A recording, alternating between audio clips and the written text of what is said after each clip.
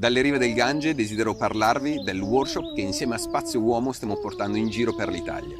Questo workshop si chiama Sessualità cosciente per uomini e tratta in particolare il tema del potere della non eiaculazione. Noi uomini utilizziamo più o meno il 30% della nostra energia quotidiana per ricreare lo sperma.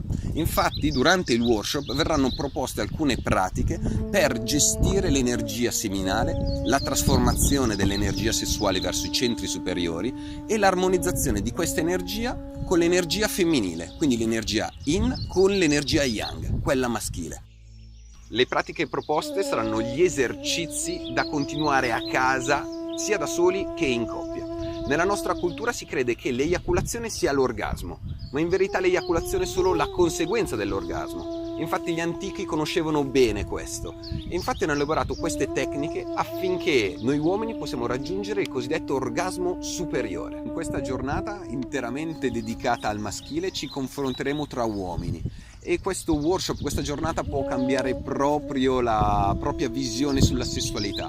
Inoltre ho ricevuto dai vari workshop condotti fino ad oggi diversi feedback da parte degli uomini che testimoniano una maggior sicurezza in se stessi, sia nel mondo del lavoro, nel mondo sociale, in relazione, in coppia.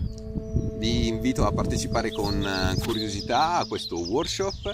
È un workshop che ci permette di conoscerci in profondità, prendere maggior consapevolezza della nostra energia sessuale ed integrare questa poderosa, potente energia al nostro interno. Durante il corso non è prevista nudità e contatto con gli altri partecipanti. Potete seguirmi sulla mia pagina Facebook, Sol Livio, sulla pagina dell'associazione Spazio Uomo è sul sito spaziouomo.org.